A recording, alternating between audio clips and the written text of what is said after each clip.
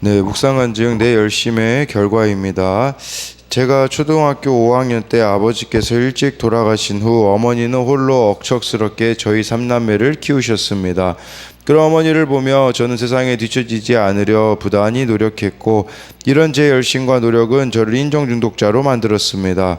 교회에선 열심히 봉사하여 사람들에게 신앙심 좋다는 칭찬을 받았고, 학교에서 모범생으로 성실히 공부한 결과 졸업 후 유명 외국계 기업에 취직하여 남들보다 일찍 진급을 했습니다.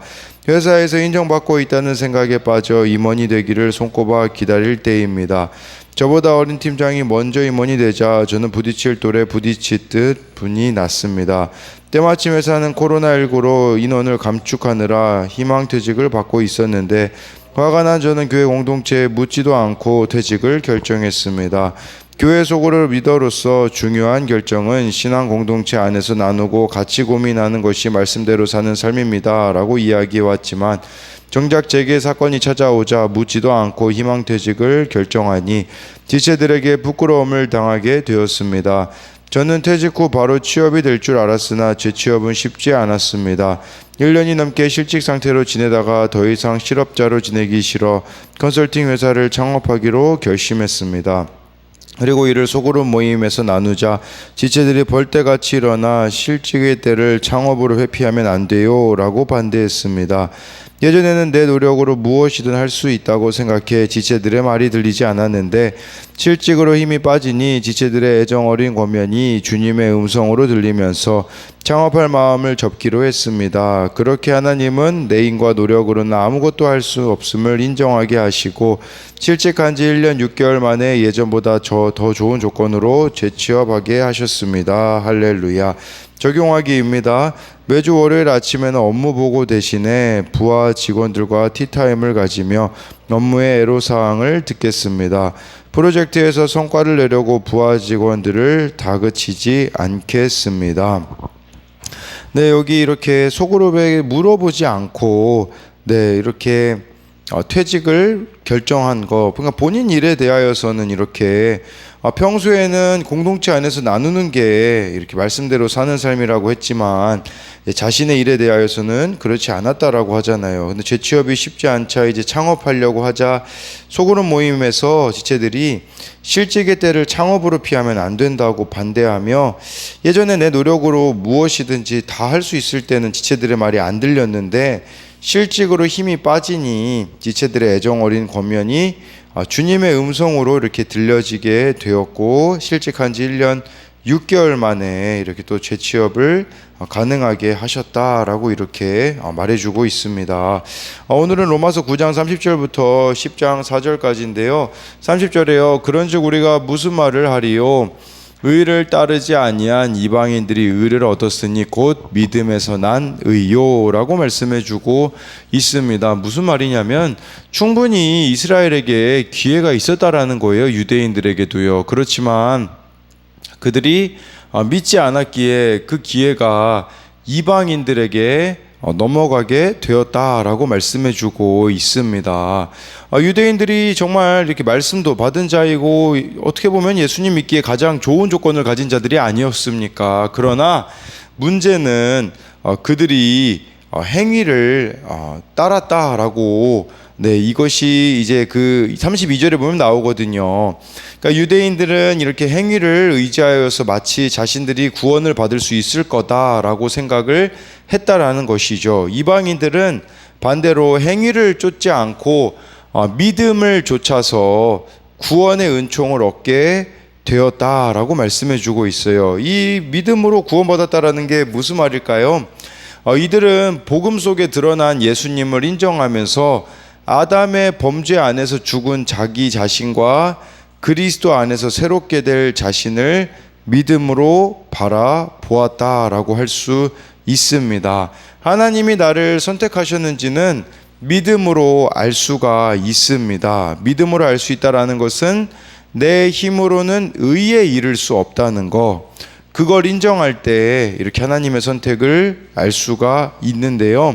31절 32절을 보면요, 의의 법을 따라간 이스라엘은 율법에 이르지 못하였으니 어찌 그러하냐. 이는 그들이 믿음을 의지하지 않고 행위를 의지함이라 부딪힐 돌에 부딪혔느니라 라고 말씀해주고 있습니다. 이스라엘은요, 이 유대인들은 율법의 행위를 따라 자신의 의를 이렇게 구축하면서요, 하나님께 구원의 주권을 돌려드리지 않았습니다. 그래서 하나님의 구원을 자신의 권리 안에 두었다라고 하고 있는 것이겠죠. 그렇지만 우리가 알아야 되는 것은요, 하나님은 내가 율법을 지킬 수 없다는 걸 아시고 예수님을 만세전부터 약속으로 주셨다라는 거예요. 그러니까 나의 노력과 선행으로는 구원에 이를 수 없다라는 것을 알기에 반석이신 예수님을 의지하여 의에 이르도록 예비해 놓으셨다라는 것이에요. 그런데 이 반석이신 예수님이 내가 다 하려고 하니까 내가 의지해야 될 예수님이 오히려 매사에 여기 32절에 나와 있는 것처럼 부딪힐 돌로 유대인들이 여겼다라는 것이에요. 우리도 예수님을 부딪힐 걸림돌로 생각할 수 있다라는 것이겠죠. 이것은 고난이 왔을 때 이렇게 생각하는 겁니다.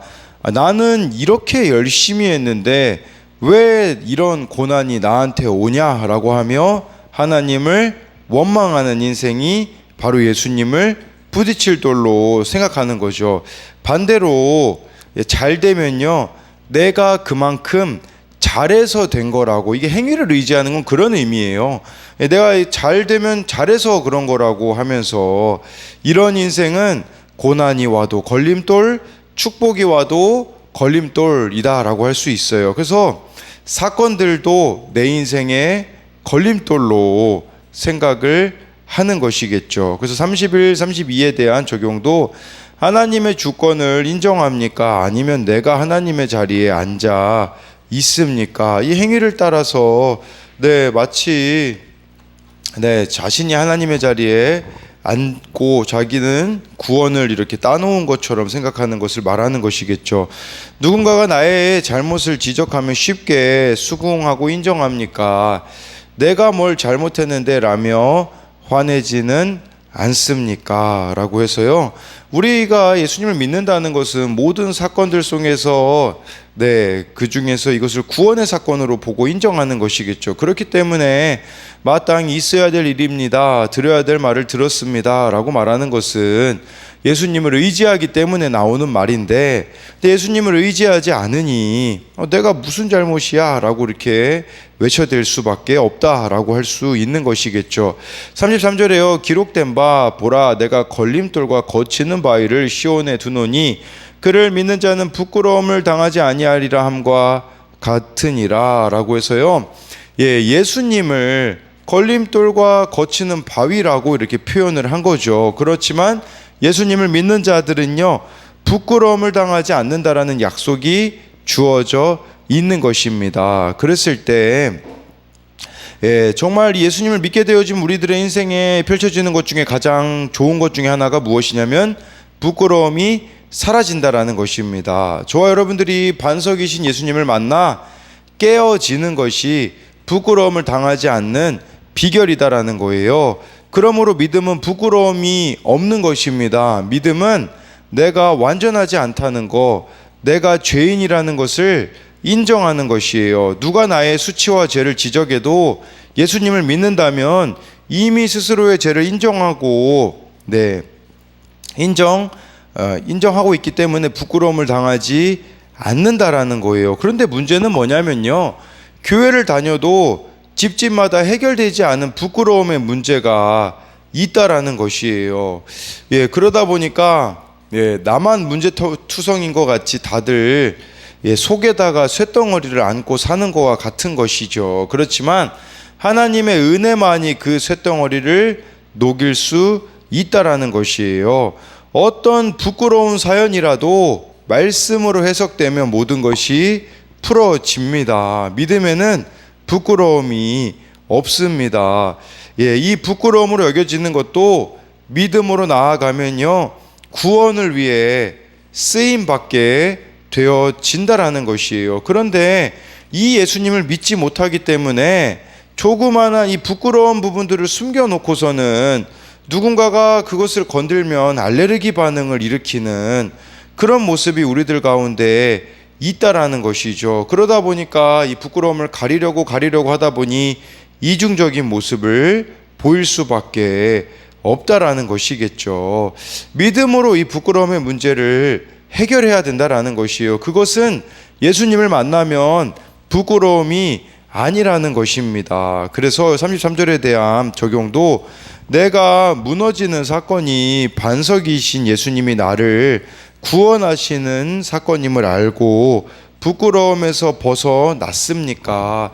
사실 우리가 무너지는 사건이 이게 부끄러움 사건 아니겠습니까? 그러나 예수님이 그것을 그것을 통해 우리를 구원하시는 사건이다라는 것을 잊어서는 안 된다라는 것이겠죠.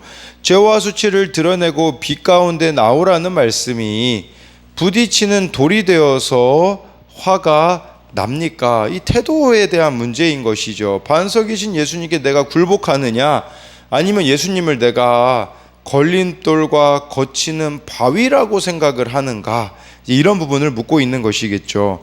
나의 부끄러움의 간증으로 남은 자의 사명을 잘 감당하고 있습니까? 성경을 보면요, 이 부끄러움을 드러낸 사람들이 있지 않습니까? 남은 자라는 단어가 나와서 이 남은 자라는 표현을 이사야 선지자가 사용하지 않습니까? 이사야만 봐도요, 이사야 6장에 화로다 나여 하여다 나여 망하였도다, 이제 그런 고백들을 하지 않습니까? 자신의 죄인됨을 고백하는 그런 부분이 나와 있죠. 베드로도 그렇잖아요.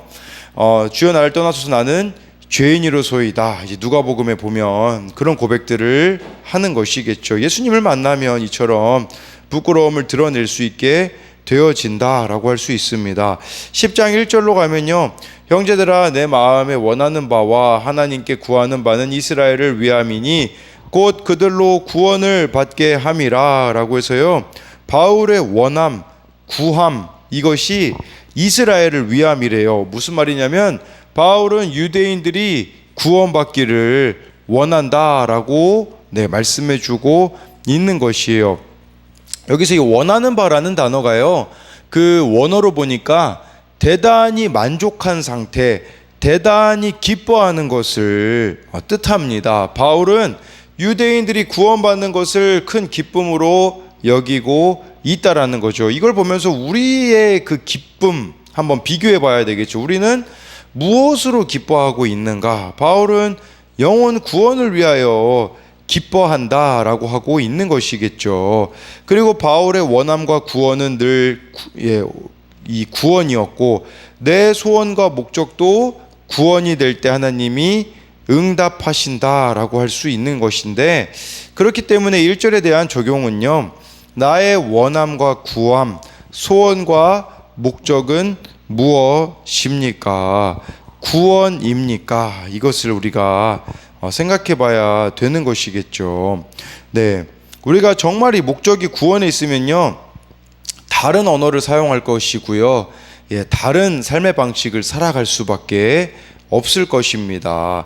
2절 3절을 보면요, 내가 증언하노니 그들이 하나님께 열심히 있으나 올바른 지식을 따른 것이 아니니라. 하나님의 의를 모르고 자기 의를 세우려고 힘써 하나님의 의에 복종하지 아니하였느니라 라고 해서요, 그들이 하나님께 열심히 있다라는 것은 바로 유대인들을 뜻하는 것이죠. 사도 바울만 해도요, 가말리엘의 문화생이었고 바리새인 중에 바리새인이지 않았습니까? 613개로 이 율법을 지키겠다고 하고 일주일에 이틀씩 금식을 하고 10의 2조를 드리니 하나님에 대한 열심이 없는 게 아닙니다. 그러나 문제는 올바른 지식을 따른 것이 아니라고 하고 있어요. 그렇다면 올바른 지식이라는 것은 무슨 말이겠습니까? 이것은 인격의 변화로 이어지는 것을 포함하는 단어예요. 올바른 지식이라는 것이.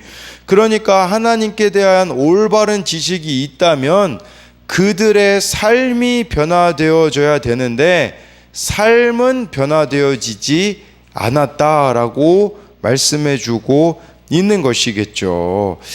그러니까 우리도 이런 부분에 빠질 수 있어요. 자기 의를 3절 말씀처럼 세우려고 하나님에 의해 복종하지 않는 거죠. 그러니까 우리 중에서도 누구보다 열심히 기도하고 헌금하고 봉사하면서 힘써 하나님을 거역하는 사람이 많다라는 겁니다. 열심히 많은 사람은 다른 사람까지 끌어들여서 자기도 죽고 남도 죽게 한다라는 것이에요.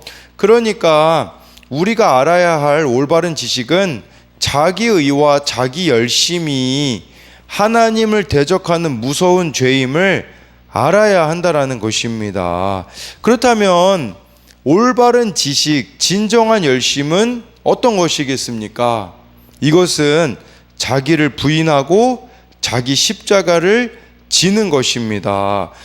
그런데 하나님을 믿지만 자기를 부인하려고 하지 않고 자기 십자가를 지지 않으려는 그 자기 열심은 결국은 멸망에 이를 수밖에 없음을 알아야 한다라는 것입니다. 제가 그러지 않았습니까? 정말 자기 열심으로 똘똘 뭉쳐서 저 같은 사람이 교회에 한 30명만 있으면 좋겠다라는 그런 교만한 생각을 했었던 자인 것이죠. 우리가 하나님의 열심, 올바른 지식을 따르면 자기를 부인하고 십자가를 지기 때문에 삶이 변화가 되어집니다. 삶의 열매가 맺혀지게 된다라는 것을 알아야 한다라는 것입니다. 그래서 2, 3절에 대한 적용도 말씀이 인격의 변화, 삶의 변화로 이어지고 있습니까?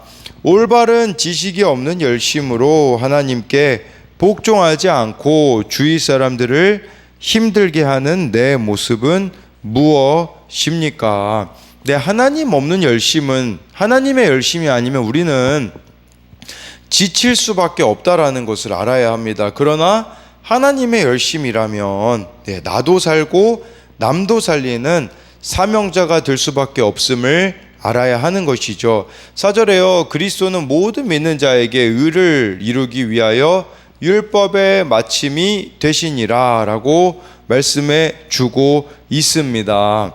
율법의 완성, 율법의 마침은 예수님이다 라고 말씀해 주고 있는 것이에요. 그렇다면 예수님이 율법의 마침이라는 것은 무슨 말이겠습니까? 이제 저와 여러분들이 예수님을 만나면요, 나를 얽매던 이 법이, 율법이 자원해서 지키고 싶은 법이 되는 겁니다.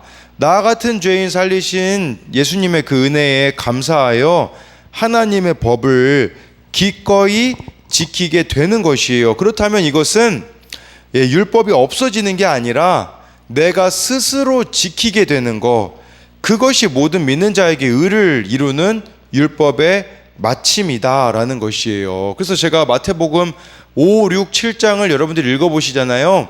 율법이 없어진 게 아니라 강화가 되었어요. 강화. 그래서 정말 음란도 마음으로 음욕을 품어도 예수님이 음란이다 라고 말씀하시는, 그리고 또 그런 것도 이야기하시잖아요. 세상 법도 초월합니다. 그것은 오리를 가자고 하면 심리를 가라 라고 이렇게 예수님이 말씀하시는 것은 율법의 마침이라는 것이 바로 그러하다라는 것이에요. 왜 그럴까요? 저와 여러분들이 예수를 믿으면 우리 안에 성령님이 계시거든요. 성령님이 계시기 때문에 율법대로, 말씀대로 살아갈 수밖에 없게 만들어 주신다라는 거예요. 성령님이라는 뜻이 곁에 서서 도우시는 분이라는 뜻이잖아요. 그렇기 때문에 이제 예수님을 믿기 때문에 율법대로, 말씀대로 살아갈 수밖에 없도록 우리를 인도하신다라고 볼 수가 있는 것입니다. 그러니 이렇게 정말 이제는 말씀대로 살아갈 수밖에 없는 자가 되어질 수밖에 없다라고 할 수 있는데, 그래서 이것에 대한 적용도 나는 갈등이 생길 때 다투거나 헤어짐으로 불순종의 마침을 합니까? 아니면 믿음으로 인내하고 용서하는 순종의 마침을 합니까? 믿음으로 해야 하는 십자가 지는 적용은 무엇입니까? 라고 해서요, 정말 율법의 마침이 되시는 예수 그리스도를 저와 여러분들이 믿음으로 이제는 은혜로 말씀대로 살 수밖에 없는 자들이 되어서 오늘도 주님이 말씀하시는 이 말씀대로 살고 누리는, 믿고 살고 누리는 저와 여러분들이 되기를 소망합니다.